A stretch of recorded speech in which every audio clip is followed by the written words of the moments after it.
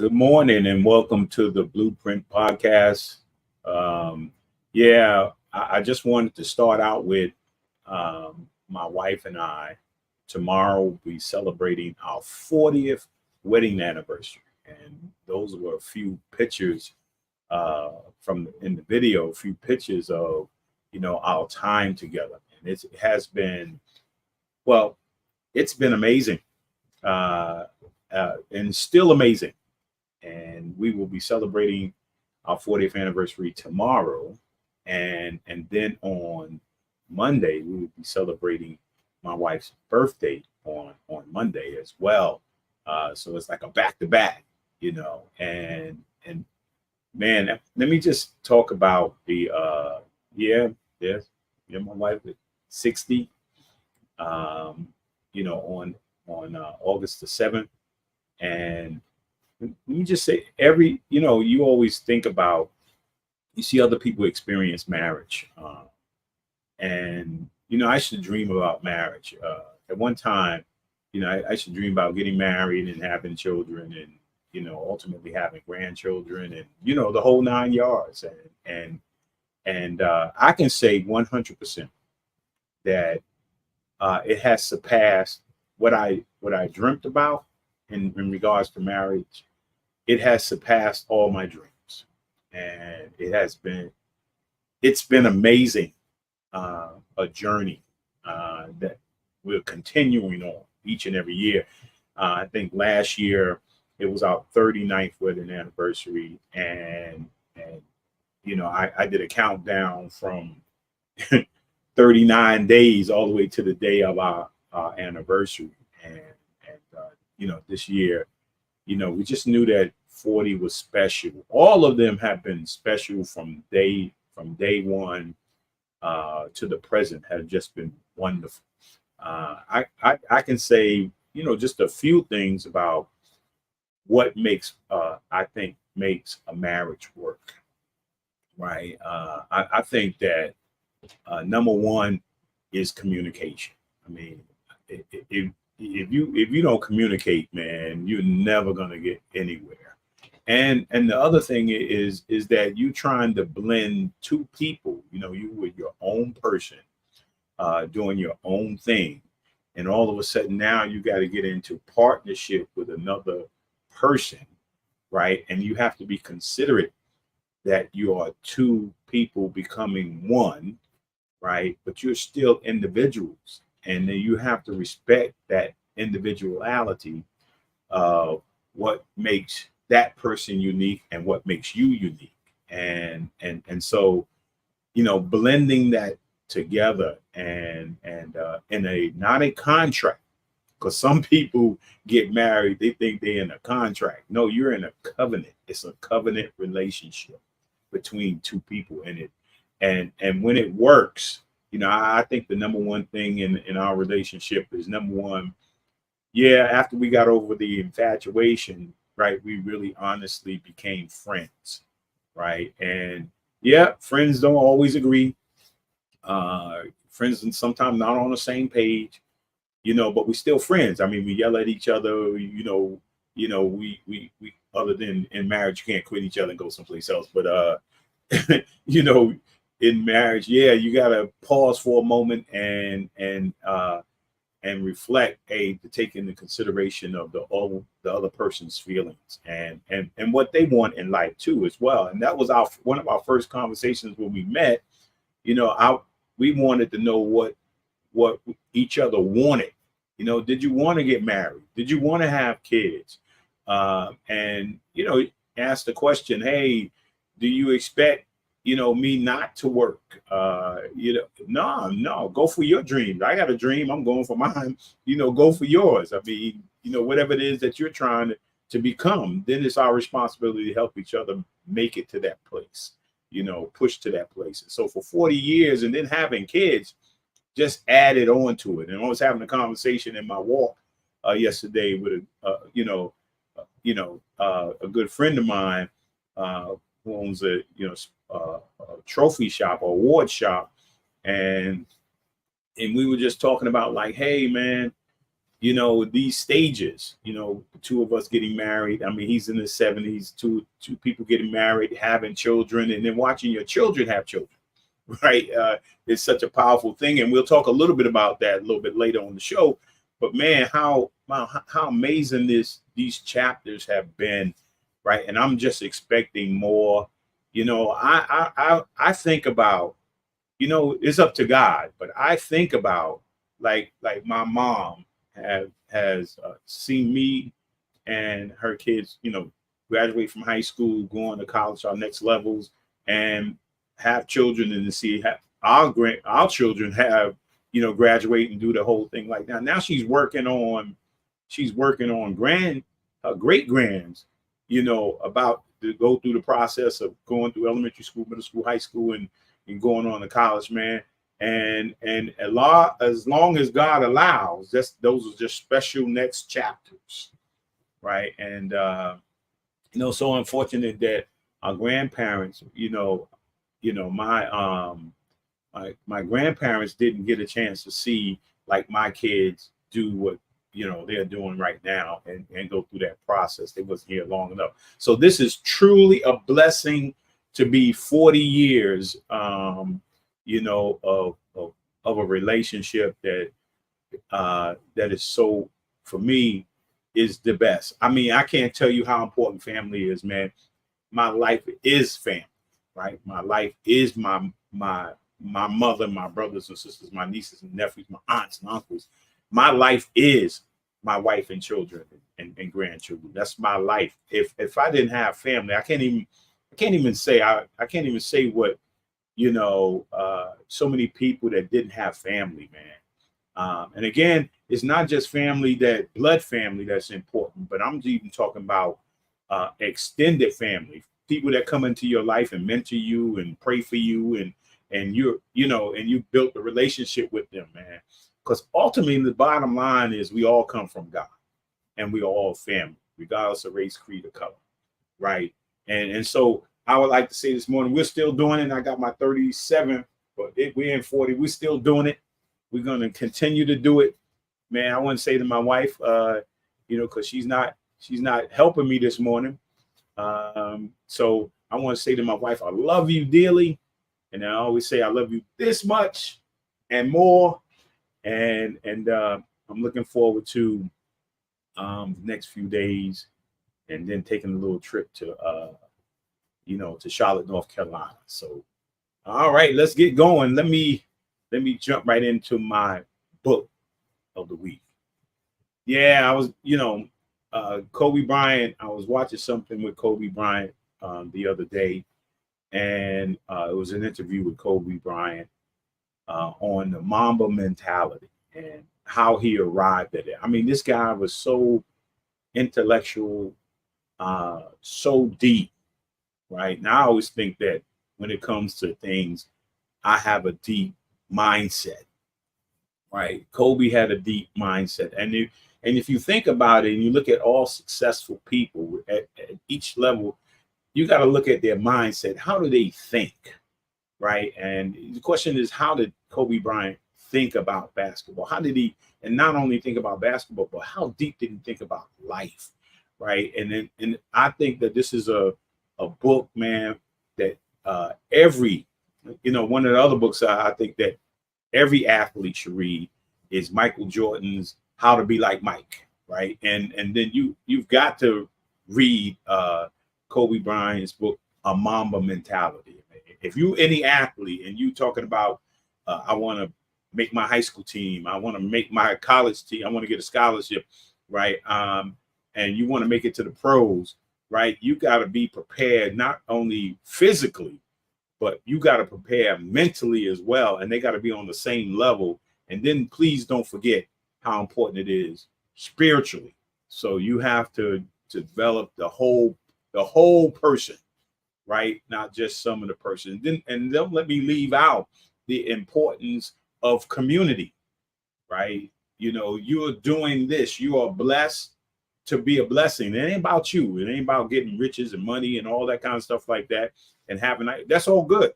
I'm saying get it, but don't forget to have a community mindset where you can help others, right? That and you can, that's got to be a part of the equation, right? And then next, here's my word of the week: mindset. You know, as I was talking about Kobe Bryant, right? Everything is a mindset. I mean, you know, whether you live a life in fear, right? It's a mindset. And the reality of it is, you know, if you're going to be, if you living in faith, it's a mindset. And here's the powerful thing about mindset: it's your choice.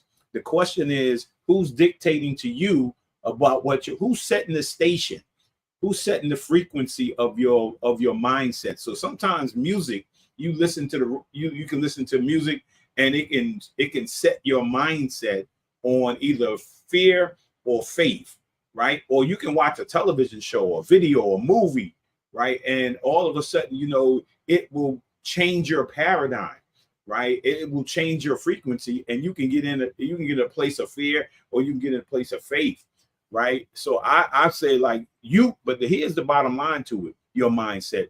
You control it, right? You have the ability to control your own mindset.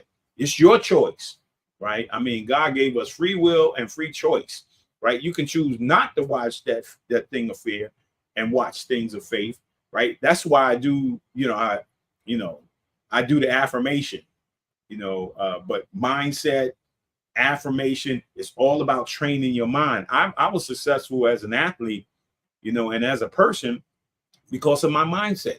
And it started early, right? I mean, it started early with, believing in you, right? When people were saying like, hey, you're too small, you're not going to make it, all those kind of things. You could say, okay, well, I'm not going to make it. I'm too small. It's not going to work, right?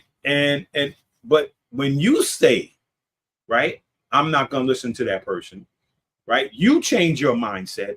You set the station. You set the frequency. You create the vibration that causes for you to be successful, right? And so that's my word of the day. And here's my affirmation of the day too. It says, you don't have to know how to do it. You just have to know you can do it, right? Hey, that says it all. With Kobe, with the word of the week and the affirmation, you have to say, I can do it, right? I can do that. Yeah. Oh no, I can do that. I can get that done, right? You have to say it. And I think that's powerful all by itself. And then here's my my music of the week, man. I got the Delphonics up there, man. Man, and man, this must be a week of remembering, right? A week of remembering, because we were talking about all the shows that I was able to see as a kid. We used to, every other week or something like that, we used to go down to the Apollo Theater, and we saw Sly and the Family Stone, we saw Mom's Mabel, Red Fox, Earth, Wind and Fire, at the Apollo Theater. We saw the Delphonics there, Blue Magic, Manhattans. James Brown was like my first appearance at the Apollo when I turned 13. It was James Brown at the Apollo Theater, right? And I mean, I saw, the Four Tops. I mean, man, so many there. But the Delphonics, oh man, that's my music of the week. And here's my movie, is Brown Sugar, right? And it was all about the love of hip hop, right? And I really remember when hip hop came on the scene. It just changes. It changed the rhythm and frequency of that time, because hey, all the people who couldn't sing, man, figured out how to rap. I mean, so those things like, okay, I can't carry a note, and I was one of them. I can't carry a note, but I can't even rap. So that didn't work for me. But a lot of my friends went, shifted and went into the rap, into a rap career. So and awesome, man. My movie and my music. And then check this out. My person of the week is LL Cool J. Yeah. I mean, LL, he's a multi-dimensional person, man. He's just talented. And, it's incredible how you can take one gift, right? Because sometimes we get, it's like one business. They said if you're going to be successful in business as an entrepreneur, you should have multiple streams of income, right? And LL Cool J has found those multiple streams. I was a rapper, now I'm acting, and he's doing business. I mean, yeah, just multi-dimensional person. And he's my person of the week, LL Cool J. I like LL. He's cool too. I used to think LL was small, right? I used to think LL was like you used to look at rappers and say, hey man, the guy looks small on it when you see him. And then you realize, man, he's like 6'2", 6'3", he's a big fella, man. You don't be messing with him, right? But so LL Cool J is my person of the week. And then, hey man, let's get rolling with I got some other shout outs. Yeah, the Blueprint shout out, hip hop at 50, right? Wow. I think some people, when hip hop came in, they thought like, hey man, this is like a short-term thing, right? Well, this turned into a long-term thing, right? And still going. A few shows ago, I had Richard Dolphin on, and he's a Christian rapper, a gospel rapper, and man, he's hot. I mean, just last weekend he spoke at the church to the children and stuff like that. Man, gifted, talented, man. You use what God gives you, man. If it's a spoken word, you just use it, right? And hip hop has been transformative, positive, right? Telling stories, positive or negative. That's with everything, with music, with acting. Everything is you can use it as a positive vehicle, or you can use it as a negative vehicle.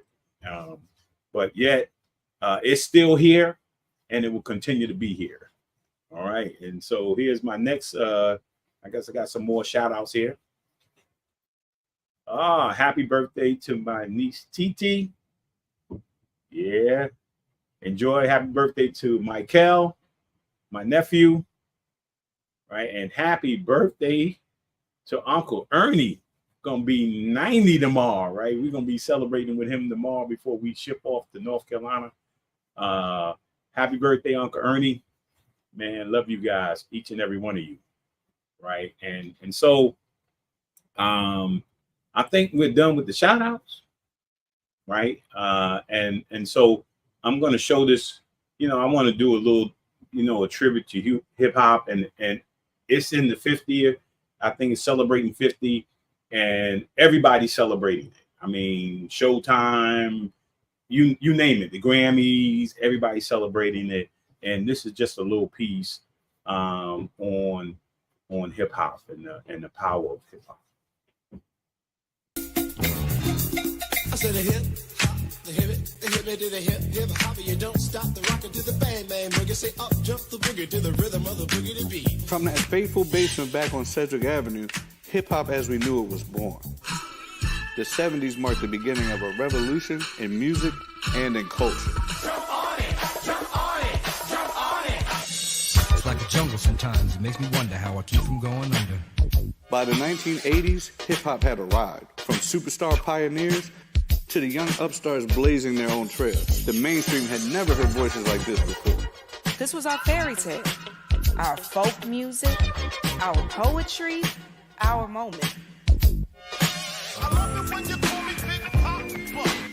And as the industry continued to grow throughout the 90s, a new era of expression shook the scene on both coasts. I got 5 on it. East side, west side. The decade took hip-hop in bold new directions, forging some of the most influential rappers of all time. I had to let you know that I got a crush on you. At the start of the new millennium, a renaissance of Southern artists dominated the airwaves. From Atlanta to Miami to Texas, they all had something to say with a unique flavor that you could only find in the Dirty South. Look going right off in the eye. Hold on, wait a minute. Y'all thought I was finished? From records sold out of the trunk to now downloading tracks at home, new technology kept hip-hop on the cutting edge of pop culture. In an era when internet rappers became bona fide global superstars overnight, it was time to dream big. If it's up, then it's up, then it's up, then it's stuff, huh? Game changers. female voices rise, a new era of empowerment echoes through music, fashion, entertainment, and culture. From what's now to what's next, the future of hip-hop is in good hands. This unstoppable genre has come a long way in the last half century. The world is watching and listening to see what lies ahead. Join us as we celebrate 50 years of the groundbreaking genre that has turned the worord on its head. Well, guess what? America, we love you. Because you're right, get a roll with us so much. Man, awesome, man. We celebrate hip hop at 50, and we got the Phil Jackson, right? Yeah, we got Phillip D. Jackson, you know, a family member, cousin. Yes. Yeah. I mean, it's good to meet family and know that family is doing well. Welcome to the show, Phil. Welcome to thank you for having me. But before we start, I just want to thank you for inviting me on your show. And, I've been following you for a few years now, and just to see how it took off. And, like you said, we're family anyway. And I know your background, like we always been proud of you. And so just thank you for having me on your show. Oh, yeah. I mean, you the other day when we had I guess it was like a week ago, we were talking and I didn't know how to respond, or react when you start to talk about, because you just don't know, you're out doing what you think you have a gift, and then you're out doing what God, using those gifts that God gives you, ultimately to be blessed and to be a blessing. So you don't know, because we all have a lot of family, right, and we try to have reunions, right, over the years, and the older, like I was mentioning earlier, our grandparents or great grands, they felt it was important to continue to have barbecues and have family gatherings and to bring people in. And we look forward to bringing people in. We look forward to, getting together in family, particularly family reunions, because, a couple of reasons why, right? Because, you want people to know, oh, that's your cousin. I mean, a few years ago, the Moors got together, in Pennsylvania a few years back, and they said, oh yeah, we got to bring you guys together, man, because you got to know who your family is, your cousins, your niece, your uncle. You need to know, right? Because you don't want to run in and marry one of them one day. You wake up and so you got to get together. And right. One reunion I was at, it was a lot of people there, and they were all from all over. I mean, Alabama, you name it. And a lot of them were preachers and ministers, and a lot of them was doing so many great things, because we think kind of in a box. Yep.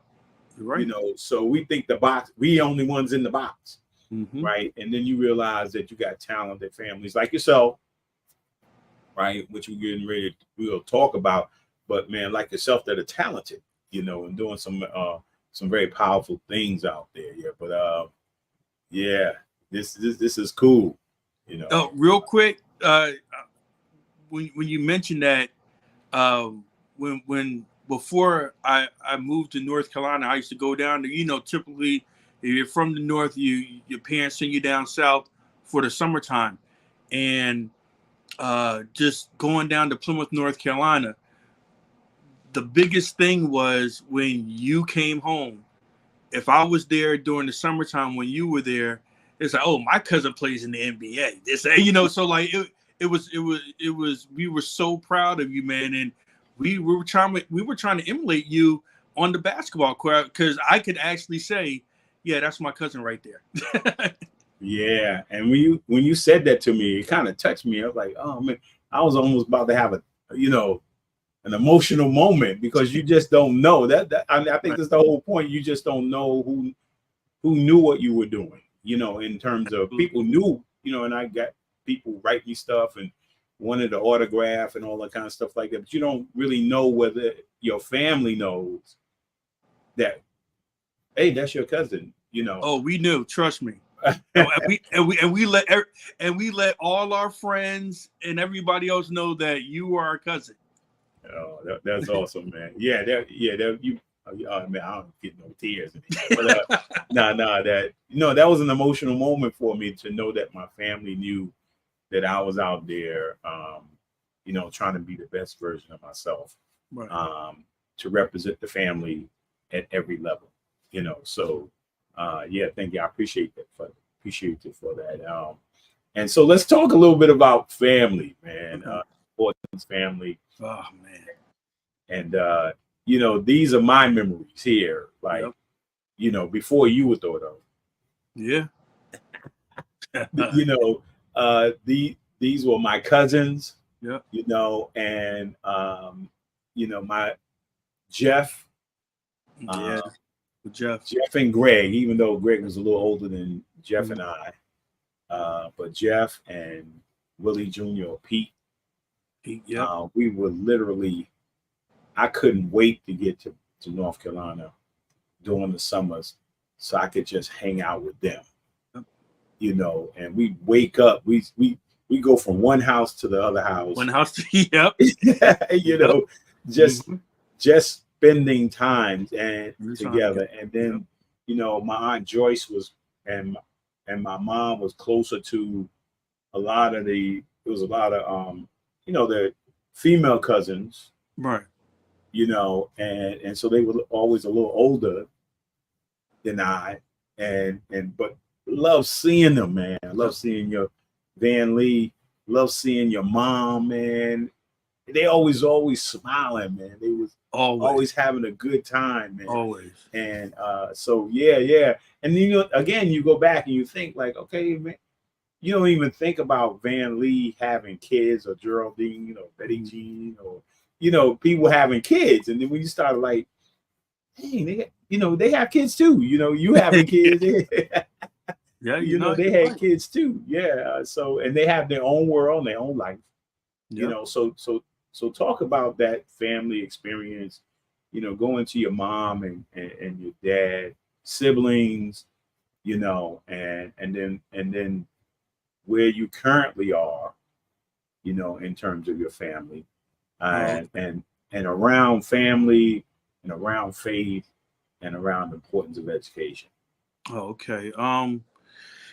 Like my family means like that's my whole world right there is my family on my mom's side and on my dad's side. And I'm more I could say I'm closer to my mom's side, not just by default or whatever, but we spent the most time in North Carolina. But my father's side of the family is from South Jersey, some from Morristown, some from Camden, New Jersey, and it's so many great memories with them also. But my fondest memories, there go my dad right there.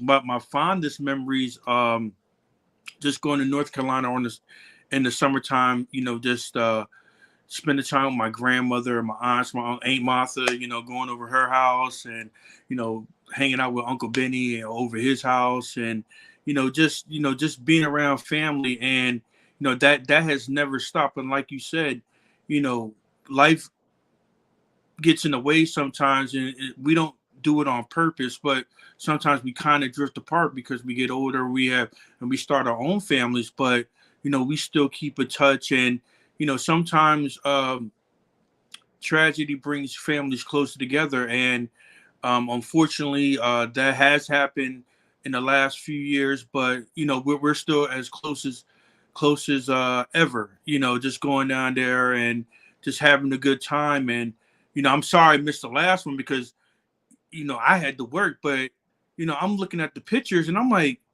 wait a minute, is that cousin Lowe's down there?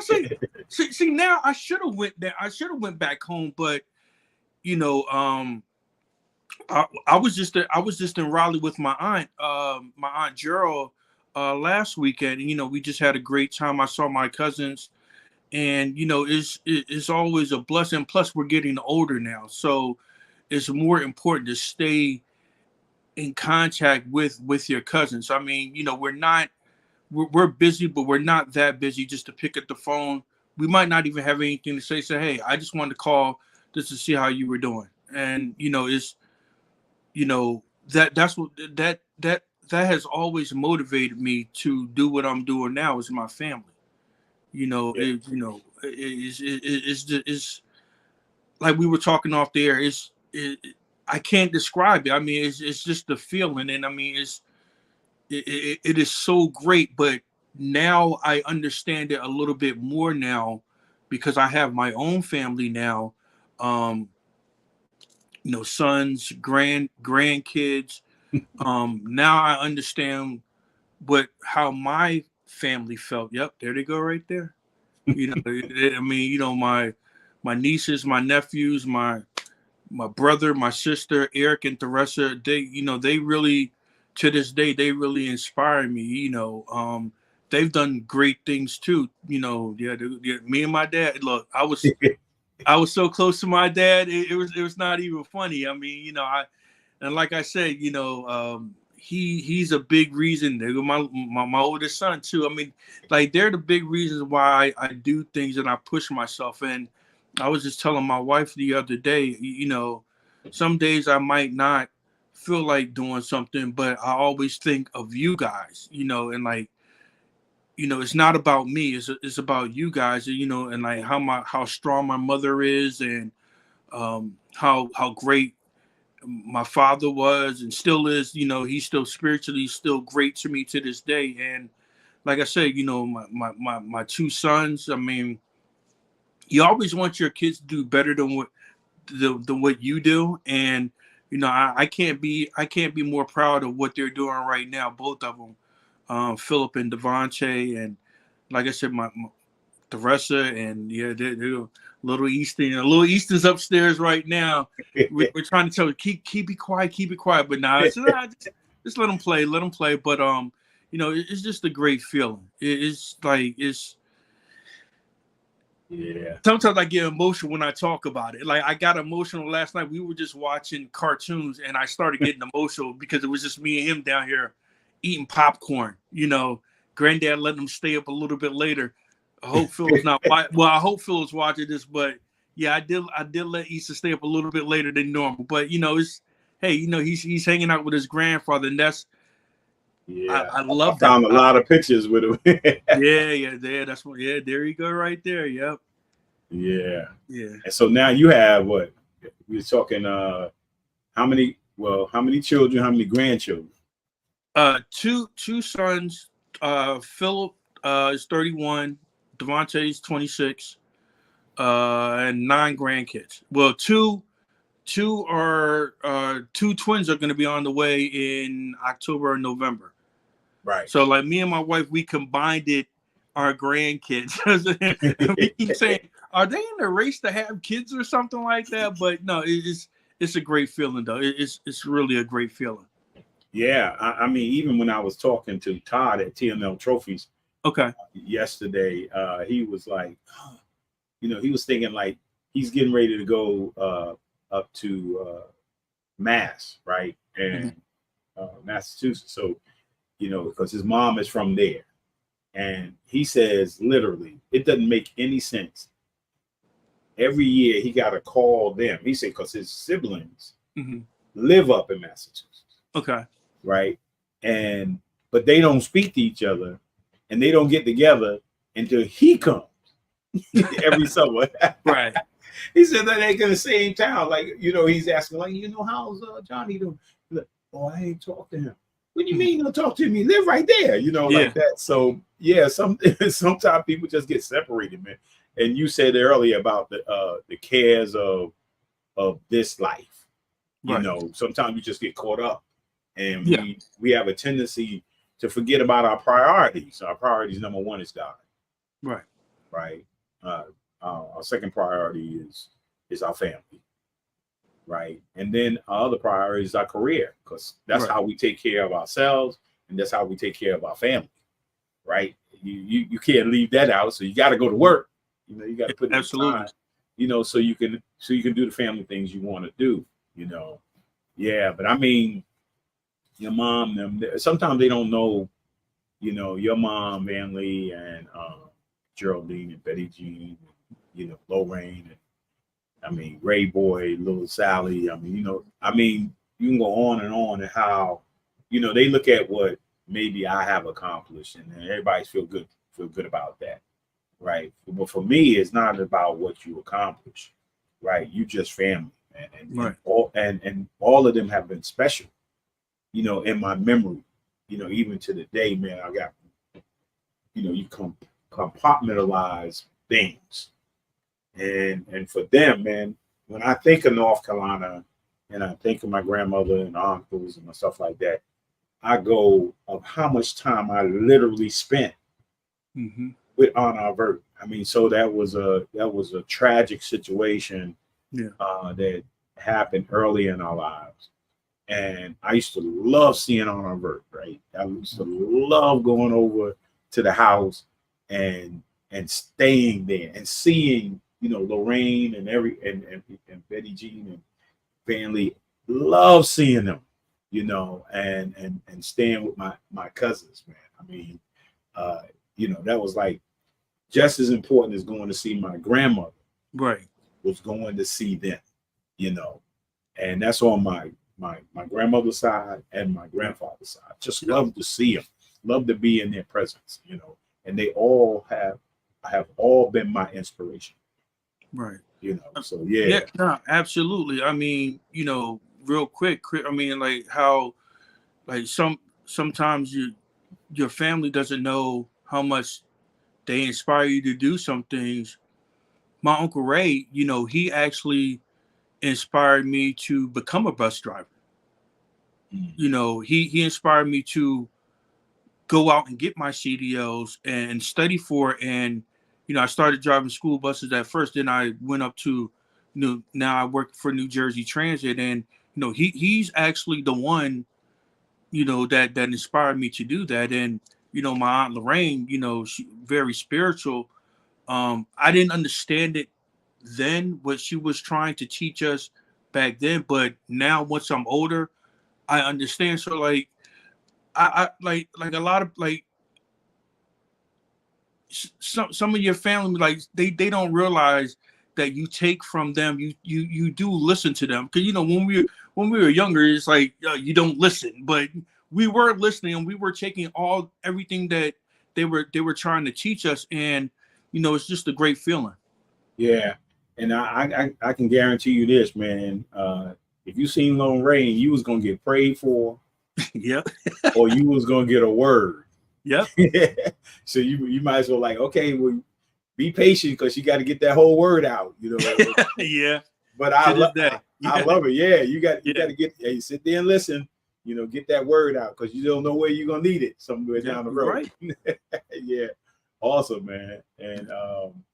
And you know, as we, you know, transition from you know, family, talk a little bit about education. I mean, that part, because you just mentioned the, you know, going into transit. So talk a little bit about that, coming out in high school and stuff, that whole experience. Well, you know, somebody said, yeah, you're getting slapped with some oil. yeah, you know, technically, you know, I was in that stage that,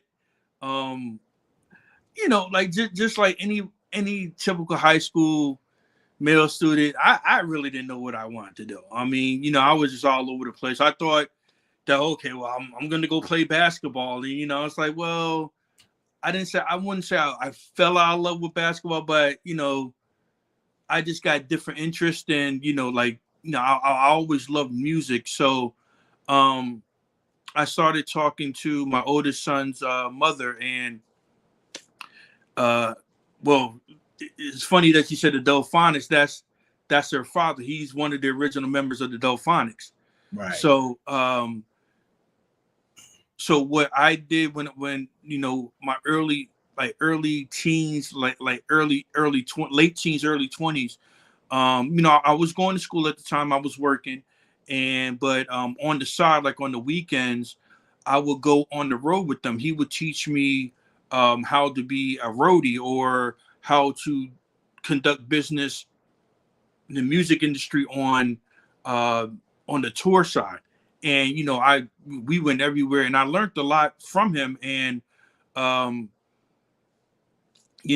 I, like, it's funny, like one time we were in Toronto for a Caribbean festival, and he said, well, just come up to the radio station with us. I'm like, okay. And I was going to school I was already at school in time for business, because I wanted to, be like a store manager. I wanted to be a manager for like supermarkets like my father did. Mm-hmm. So I go to the radio station, and I'm just sitting back, and I'm looking at the producer in the background, and I'm like, what's he doing back there? And he's touching buttons, and everything's all tight. And so when we were coming back to New Jersey, I'm like, I don't want to go to school for business. I want to go to school for communication. So I switched my major. And but I didn't finish college, but I did actually go to a communication school, and I got my certificate/degree. And and like the radio career, started off slow, of course, and because I'm in the Philadelphia market, so they always say you have to go somewhere smaller, then come back to a big market. But I wanted to try to do everything in New Jersey and Philadelphia, and I worked at a couple of radio stations, and it's just been a great ride. I was with the number one sports station for maybe like 15 years. You probably actually know Mr. Sonny Hill. Of course. Yeah, you probably played in this league. If you played basketball, particularly back in the day. Yep. If you didn't know Sonny Hill, you didn't know anybody. I mean, right. Sonny Hill was legendary. Yeah, and and I had the pleasure to be his producer for 15 years, and it was a great experience. And just getting back to education, big shout out to my sister Theresa, because she graduated from Elizabeth City State University. Honor student and everything. She's the one that inspired me too. And just talking about other people, like my son, he graduated from Rowan University. He actually went to the next level and played college basketball, and he graduated with a communications degree. And now he's the senior, I don't want to butcher his title, but he's the senior communications manager for the Children's Hospital in Philadelphia right now. So, and my youngest son, Devontae, he actually went to school. He's actually still in school now, but he was in the service. He did 4 years in the Army. He came out. He's still doing taking courses online, and he's an owner of his own company now. His own it's called Tent World in Maple Shade. Like just detailing cars and everything. And it's, my whole point is like, I'm so proud of these guys, because they took their education a step further, and they really, like you said before, your word of the day, and you have to have that mentality. Some days you might not want to do it, but you still got to keep going, because you can see what's going to be at the end of the tunnel. And it's just a great feeling. So education is very, I can't say this enough, it is very important in our family. Yeah. And then we talk a little bit more about what, because somebody might be listening out there, because this is how people, like, you had an experience, you're on the road, right? And everybody know, well, if you're black, you know the Delphonics, right. Back in the day, and still today, the music just resonates. I mean, just powerful. And so, somebody could look at you could be looking at, and this is what I try to tell kids when I used to take them to basketball games, like the Nets game or Knicks game, something like that. And I asked them, what do you see? Okay. Because most of the guys who came with me, they all thought like, I'm going to play in the NBA. So, their first thoughts in the arena is they're looking at the players. right? And it's like, yeah, I want to be that guy there. Okay, well, look around and see what's going on, right? What do you see? Oh, I see the coach, like that. Yeah, I see all his assistants, Oh, I see the trainer, Oh, who's the guy down there? What are they doing? Oh, they keeping the score. That's the announcer. I mean, what I'm saying? This guy behind the camera, right? So it's a lot of things. Sometimes we get tunnel vision, like we can get in our own box. And you went there, and you probably could say, "Oh man, I probably could be singing like these guys," but you spotted, the guy over there back there orchestrating the, So talk a little bit about what a producer does. What is the purpose of a producer, and why did you kind of gravitate towards that? Well, I gravitated towards being a producer because, number one, I hated my voice. I was like, I'm never going to be on the air. So I didn't have no aspirations of being on the air. So, but I wanted to still be a part of the radio industry. But what a producer does, they actually, they're the heartbeat of the whole, the radio show. They run the commercials. If it's a talk format, they set up the phone calls, and what you have to do, you have to decipher whether if it's a good call or if it's a bad call, and it has to go with the flow of the show. And you're actually like the coach, because even though that the talk show host is quote unquote the star of the team, you have to reel them in. It's like, no, you have to go to break right now, and we cannot. Sometimes shout out to Mr. Sonny Hill. Oh, we want to talk about this. It's like, no, we're not talking about that right now. We don't have enough time. So I mean, but you have to keep the show tight, and just keep it moving. However long the show is, and it has to be, or like just immediate. It has to be airtight, and sometimes you might have to cut and edit like commercials, or they might want production pieces like air takes, whatever. They just might want something right then and there. You have to think fast on your feet. And once again, big shout out to my sister, because one story real quick. She was the one, because when I first started in radio, I was discouraged because I knew how to type, but I didn't know how to type fast. And she would come over after work every day, and she would pull out her laptop, and she would just go ahead and type something. And I would just be typing.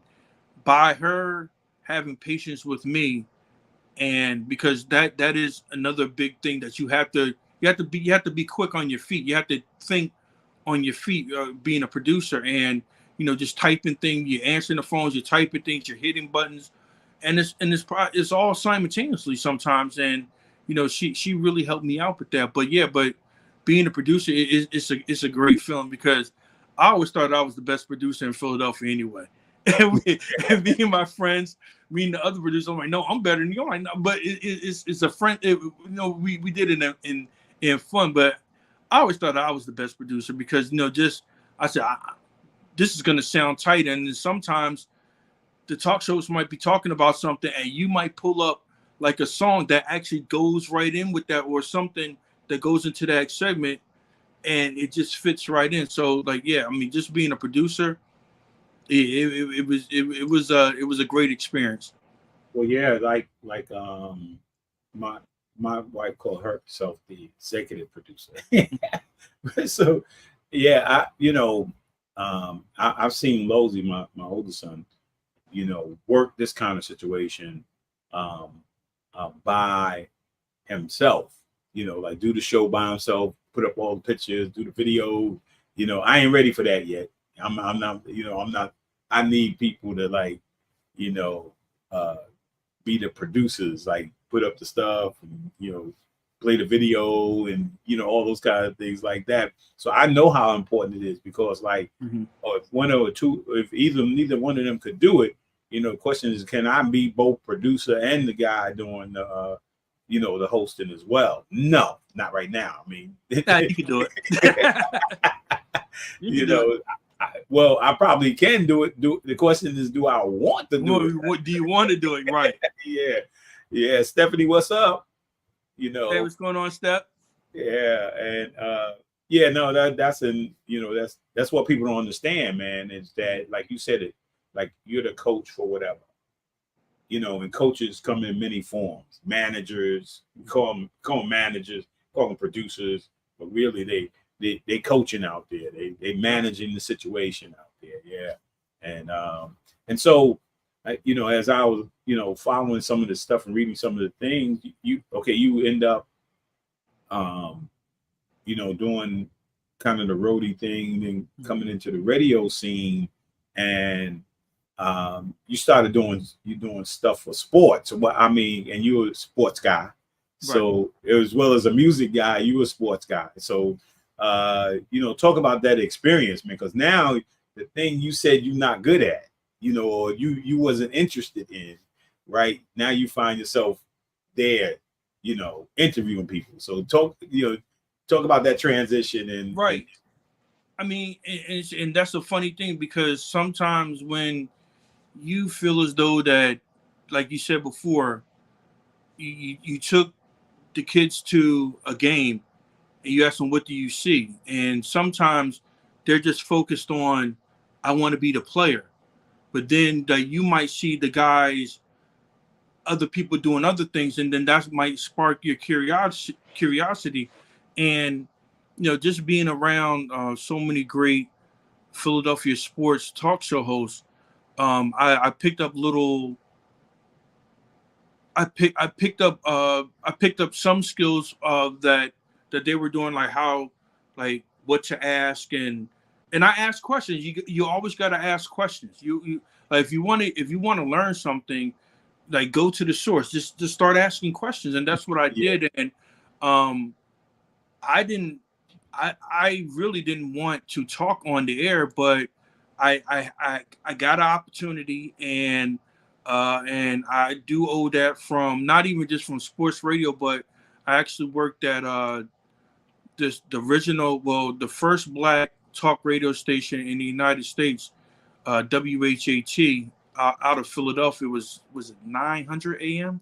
Mm-hmm. I can't remember the call letters, but you know, they had, you know, Johnny Sample, legendary Mary Mason, Georgie Woods was on. Well, I didn't produce the show, of course, but Georgie Woods was a part of that radio station, and I learned so much from them too. So, like, every radio station that I went to, I picked up skills like that people were willing to teach me. And you know, I just formed all that, and I just started doing my own radio show, which at first I thought, I saw, this is not gonna work. It's like, this is not gonna work. I mean, I was just being honest, but I stuck with it, and it was a blast. I did the radio show for 13 years, and I interviewed a lot of guests. Sometimes my interviews went so long because, you know why? Because I was a fan, and I was just showing them appreciation. And I know sometimes I got to stick to the format. I got to stick to these questions. But sometimes, you just get in there and you just want to ask them certain things that not just what everybody else want to know, but you personally want to know. And, it was just a great feeling, man. And I'm still learning. I mean, because, when you do certain things, you still want to get better at it. And I don't think that I'm settled now that, okay, well, I'm good enough that I can do this. No, I'm still trying to get better. And I've been in radio for over 20 years. I've been doing my own radio show for 13 years. And I feel as though that I can get better. After every show, my brother will call me. He said, yeah, I like the show. And I told him, no, I didn't like it. Right. It's like, I could have done something better. I mean, it's like just having, like you said, just having that mentality and, and just, working in sports radio, and it's so fast paced, and, it was just it was an unbelievable experience. I mean, I would not trade that in for the world, because I actually interviewed for that position one time, and they're like, no, you just don't fit it. you just don't get it. And but I didn't give up, and I went back. And I was talking to the program director. And he said, "Okay, yeah, okay. So we're gonna give you a shot." And it's just been a blast by working with all those great legendary sports hosts. So tell me, what were your top 5 interviews? The one that you really enjoyed, interviewing. For my hip hop show. Well, don't go to hip hop yet. Just talk about sports. What's that? Just talk about the sports when you did some sports interviews, right? So to be honest, I really didn't do too many sports interviews. Just like because at that point I really wasn't that ready, and I'll be honest, but I did have a chance to talk to your son. He just put a picture up there, Ryan Thompson. He's from South Jersey. He actually played professional basketball. He's actually from the same high school that I went to. The Harlem Globetrotters, they came up to the radio station. I was just trying to get some knowledge from them. Just saying how much I appreciate them. I'm trying to think who else. There were some basketball players. It was over the years. There's been so many.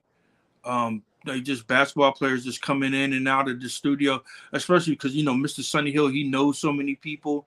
So like when they're in the producer's booth before they go on the air, I try to do my own little interviews, but just having so many great conversations with like legendary sports people. Earl Monroe.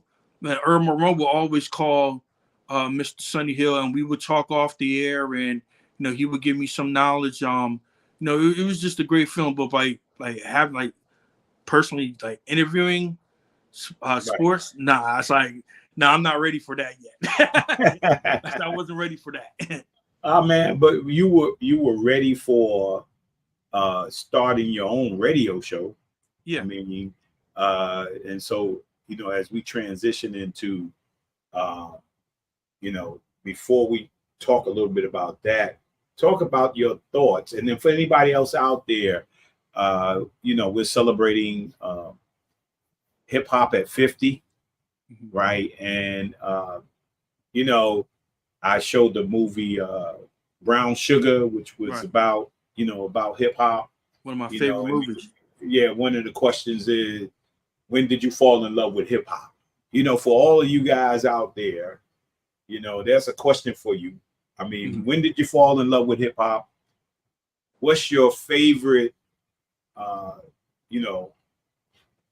artist, right? And if you got a favorite song or rap out there, throw it in the screen, man. Let us know. But talk a little bit about hip hop at 50 and your connection, your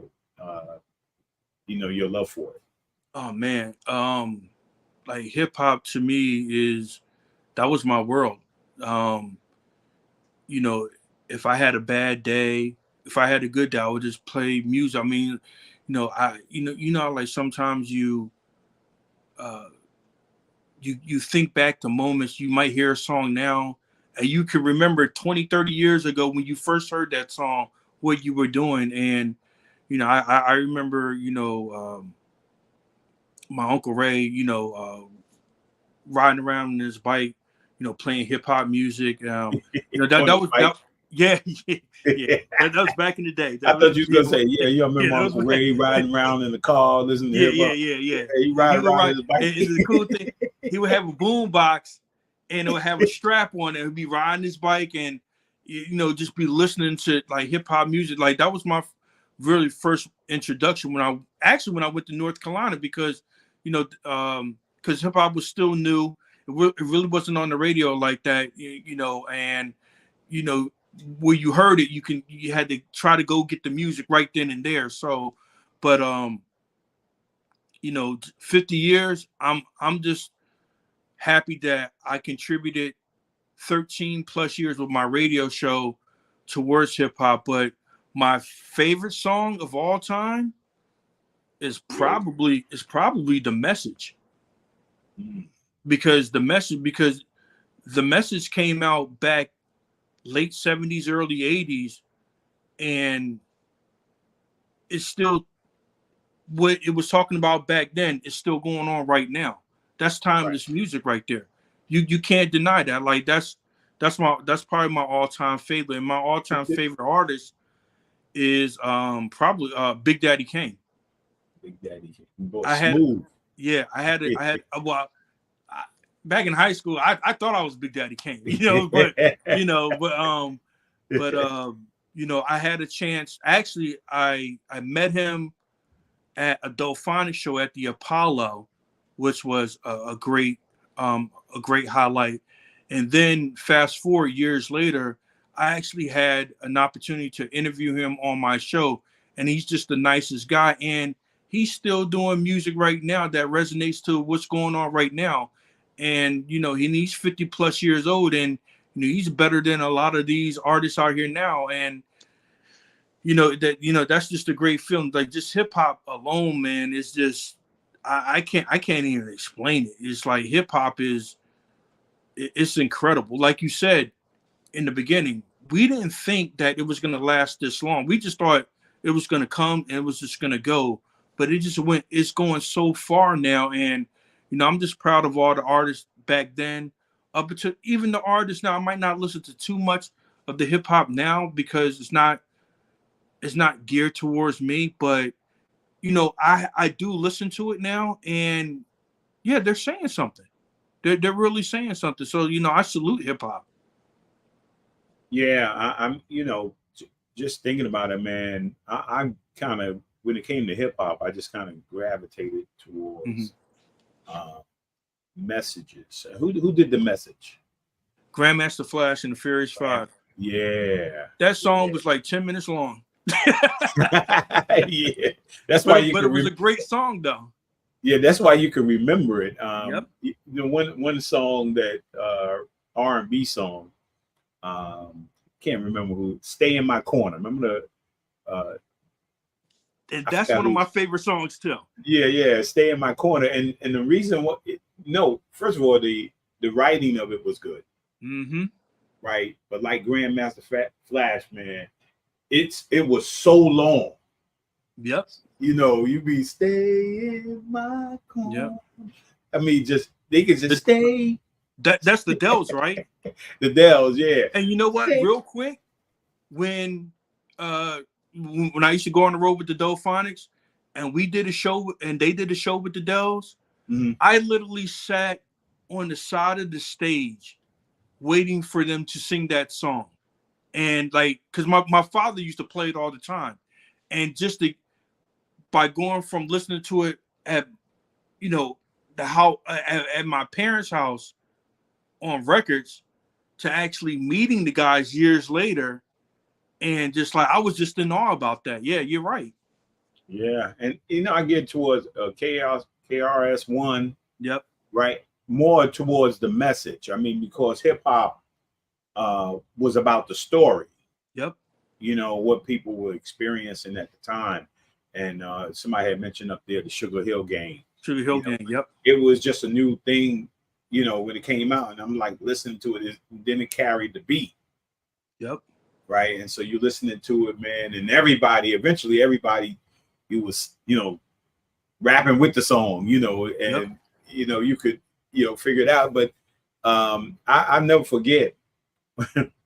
One time my friend, he was a DJ, right? He had just become a DJ. He played with him in high school, DJ Wells.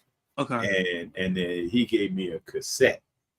And I don't know and he was playing as a DJ, he was, doing a little scratching and then he gave me the tape, right? And I'm in West Virginia, right? And they had a fraternity, sorority, black, come to Morgantown. It was the most black people I ever seen in Morgantown. Right? But they had a party down in the basement of the dorm, and I mean, it was so many black folks. It was crazy. So I gave them you gave him the tape, didn't you? It's something new, So I gave him the tape, right? and everybody was up dancing. And the DJ was doing. Everybody was up dancing, and then they put on and he said DJ Wells, and then they started rapping. Right, you can see the whole floor just like part like the Red Sea. Everybody's just standing against the wall, like, what is that? Yep. And so, you know what? And the crazy thing about it is, I used to do the same thing. I used to tape. When we moved back to New Jersey, I would listen to legendary DJ Lady B, Street Beat on Power 99. We would tape. I would literally tape her show, take it back to Plymouth, and let everybody copy it. Because they haven't. They're like, yo, what is this that you're listening to? And can I get a copy of that? And it was it's a great friend. I did the same thing too, trust me. Right. Stephanie said you played that live too, it just wore out. Just wore out. Yeah. No, it was something, it was new, and but again, I go back to the songs that gravitate, the message, talking about the life, right? And then of course hip hop got into a whole talking about how they grew up and what they were experiencing. So, and it kind of resonated with people, particularly that lived in areas like ghetto, that were dealing with gangs and dealing with drugs, and all the negative things that were going on. You had no way to really express it, because when you were doing R&B, you were expressing how you love and how you broke up and all that kind of stuff like that. But hip hop was expressing like, hey, what was going on in the street, what was going on in the projects, what was going on in the neighborhood. This is how we live it. Then and I lost a lot of cousins during that particular time, whether it be violence or drugs and different things like that, what's going on, friends, during that time. So it was no way to like express what you were feeling and experiencing at that time. And hip hop kind of like, okay, this is what's happening into in our neighborhoods, this is what's happening in our culture. So it took many forms to talk about the importance of our culture. Right. Oh, and, real quick, my favorite group is actually from Mount Vernon, Pete Rock and CL Smooth. Oh yeah, well, they are like about Pete Rock and CL Smooth, man. Pete Rock is, when I mean, like I got his record cover on my wall. I mean, it's like he is. I can't even explain. He's it, So yeah. I mean, and before Pete Rock and CL Smooth was and again, a lot of hip hop happened when I was in college. Right. I'm graduated high school, and so I'm doing the college thing. So we listen to Country Roads, West Virginia, and then occasionally you go to a club there, and you may hear Flashlight, or the R&B stuff, but I didn't grow up in the beginning of, other than to hear the earlier hip hop that began there. But the Collins brothers, were before Pete Rock and CL Smooth, and the Collins brothers they were DJs. They come to the Boys and Girls Club that I was the executive director of. And man, it be jam packed every single week. And then they invited Pete Rock and CL Smooth, and they started that whole Pete Rock, and then we at school and stuff like that, and we hear Pete Rock, I'm like, what, Luke, cause they were little, they were younger when we were growing up, and then all of a sudden it just became a phenomenon. In Mount Vernon, and then next thing you started Heavy D and Toys, you know, then they hit the scene and they just took. I say they took Mount Vernon viral. They did. Right. They did.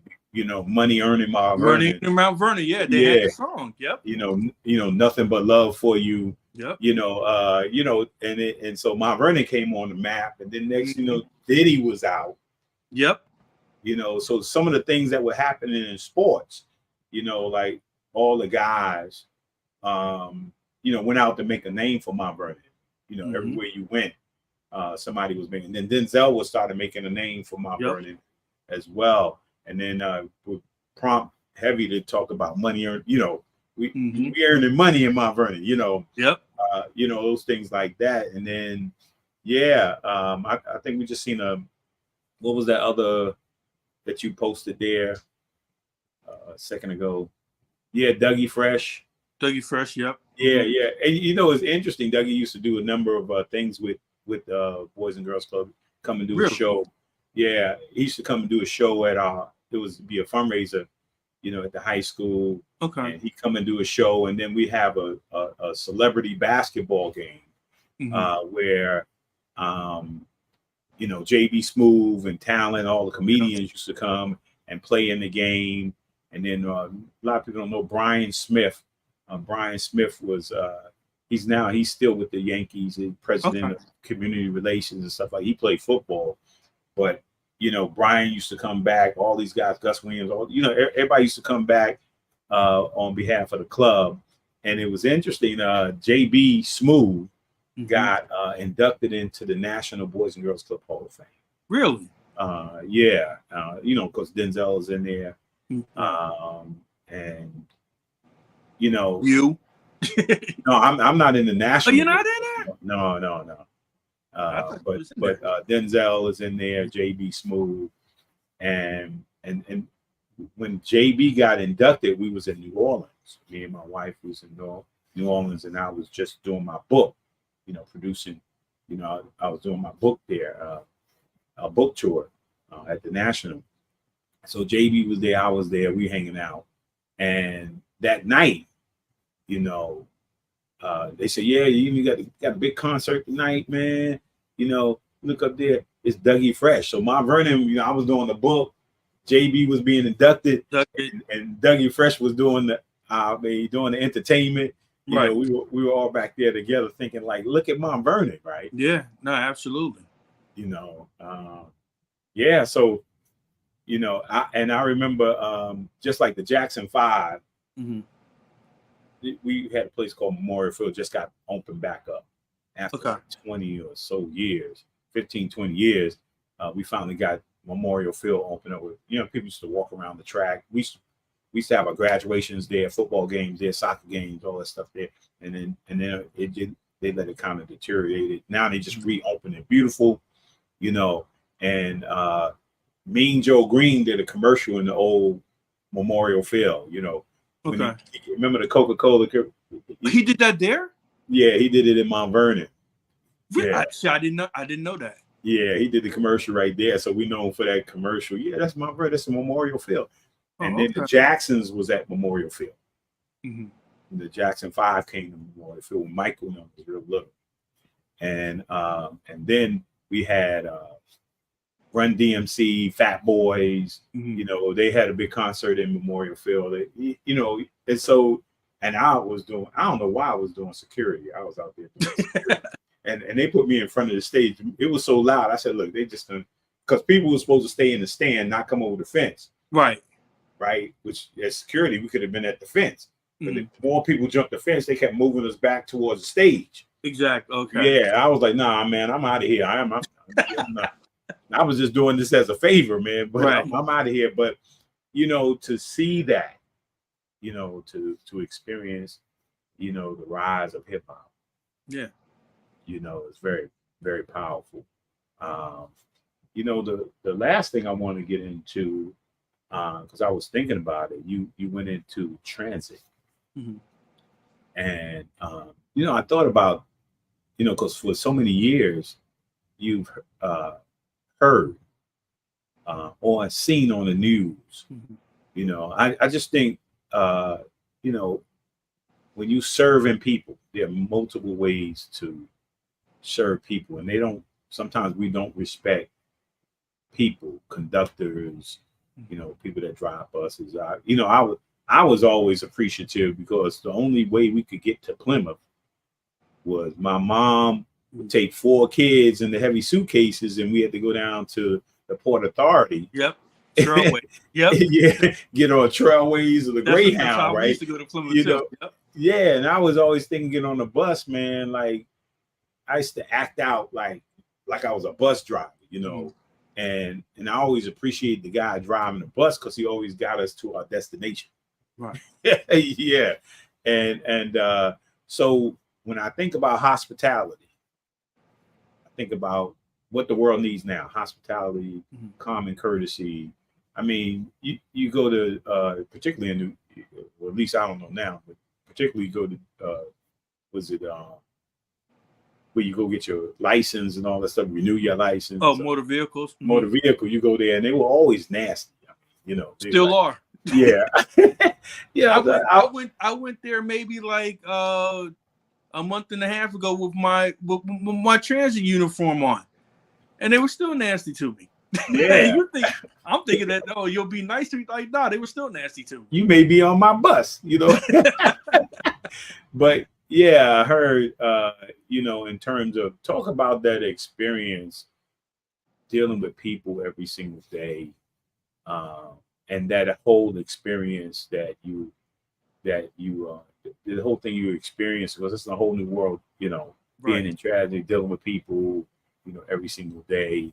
Talk about that, that part of your career right now. To be honest, I never in a million years thought I would be a New Jersey Transit bus operator.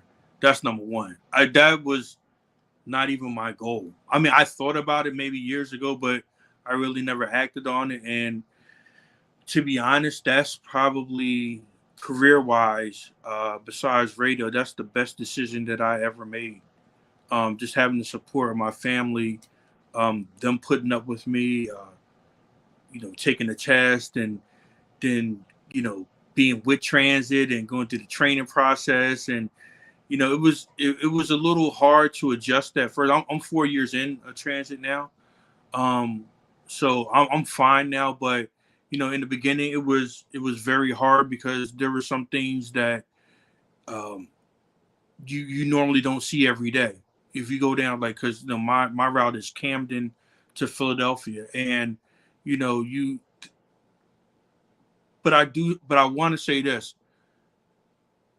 It's only a small percentage that you might have an issue with, but the majority of the people get up. They're hardworking people. They're nice. They're friendly, young, old, black, white. It doesn't matter, because you're doing them a service. And the thing about it is I think I was called to do that because I always wanted to work with people. I always want to make a difference in my community. And, just having relatives in Camden, I frequently would go down there, but just going down there every day to the transportation center and like just going through certain major arteries, in the city of Camden, you see a lot of things that are very disturbing. And, and at first, when I first started,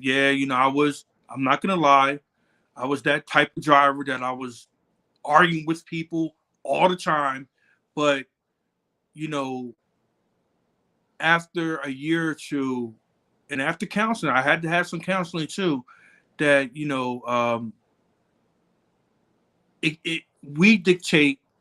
sometimes we dictate how the day is going to go. And I'm not saying the people they run us over, but, sometimes it is challenging, but, you have to be diplomatic about it. And if you just say hi, good morning, have a nice day, that might change a whole person's way of thinking towards you. And me personally, I'll be honest to say it's not for everybody, but, and, you will see things that will disturb you, but overall, it's a great feeling serving my community, and I always wanted to do that, and I have an opportunity to do that, and hopefully, this is just the first step of transit, of being a part of transit to do something positive in the community. So it's a beautiful experience. I wouldn't have changed it for the world. Yeah, and I used to think about, and I was actually saying this a few weeks ago, that the things that we lost in our past, we can go back to our childhood and all things we talked about a little bit earlier, and the things that we learned within our families, that I think are remnants today. Number one, love. Yep. Yeah, I mean, you gotta love people in that, and again, if you, according to the Bible, man, there are attributes to love, which the fruit of the Spirit. The fruit of the Spirit is love, and then there are attributes, that go with it: kindness, gentleness, goodness, peace, mercy, temperance. And so those are the attributes we express. Right now, before that, right, and it talks about showing you a greater thing, and it mentions love. But before that, it talks about the works of the flesh. Hatred, lasciviousness, all those, and sometimes we can find ourselves on that frequency of the flesh, right? And so you're dealing with every single day people in their humanity, in their flesh, trying to work hard, struggling, surviving, and then you got those who are on the other side who are just manifesting love because they're working hard, trying to get to their destination, all kinds of good things like that. So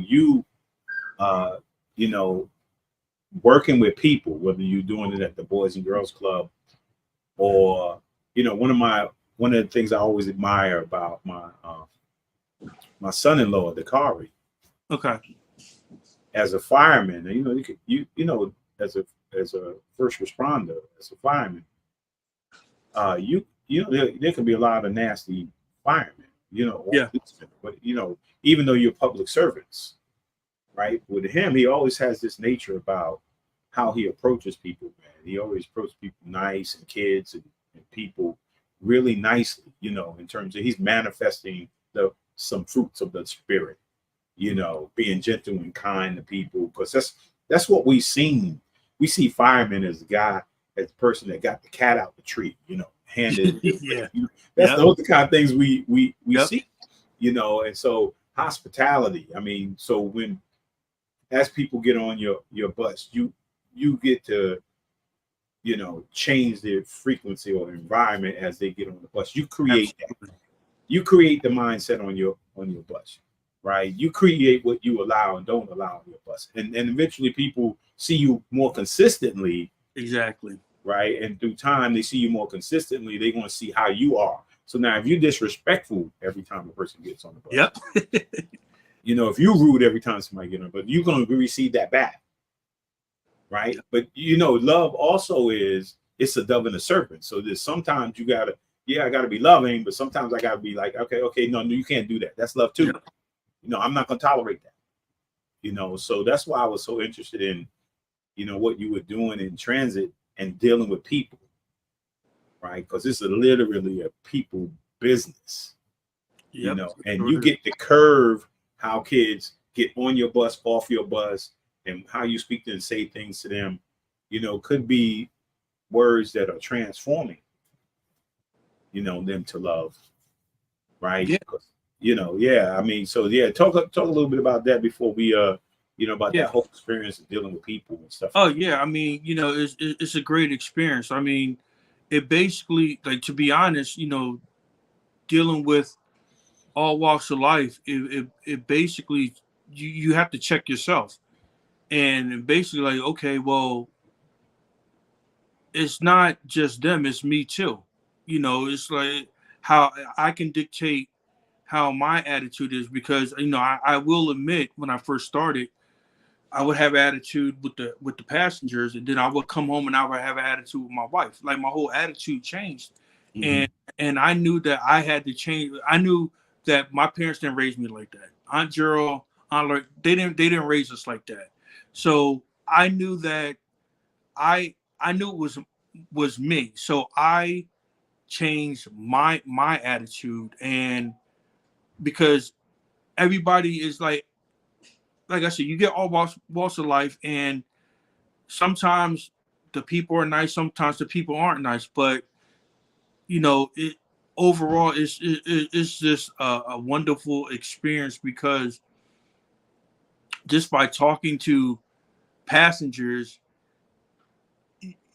you almost like say, hey, we got a lot in common. And you keep seeing them over and over again, and we just have these wonderful conversations. And actually that makes the day, that makes my shift go by a lot faster, having just having wonderful people on my bus. Like on Thursday, I always pick up these two older women coming from the store, and I always put the lift down, and I because I don't want them walking up the stairs, and I help them with their bags. I mean, and to be honest, that's a wonderful feeling for me. I mean, because that's giving back and helping out, because I have seen some bus drivers that just open the door and they see like the people struggling, the woman with the baby carriage, and they're just sitting there. And it's like, no, you have to get, like, that's what we signed up for. If you're not a people person, you shouldn't be a bus operator. That's just my opinion, because Right, yeah. you have to be about your community. And personally, I think some drivers, not just in transit, but just the whole transportation community in different cities, I think some operators lose their way, and it's all about the money. And yeah, the money's great, but just getting that experience just by interacting with other people and trying to help out the best way that you can, not feeling sorry for anybody, but just helping out somebody, because everybody needs help sometimes in their life. And just that one act of kindness can change that whole person's mindset, and it could change our mindset too. And it's Lowe's, this is just a great experience, man. I mean, I hope I have a very, very long career with transit, not just with driving, but just working, doing community activities also, because that's another thing maybe in the next couple months that I want to work on, to bring down to the Camden area, just to give back even more to the community. Yeah, and as we come to a close, I mean, Philadelphia and Camden rough, man. I mean, Yeah. I've been a few times. Camden's rough, Yes, it is. and it needs individuals like yourself to be able to sow that love, because we can't change anything. Only God can do that. But He uses us as a vehicle to sow a seed.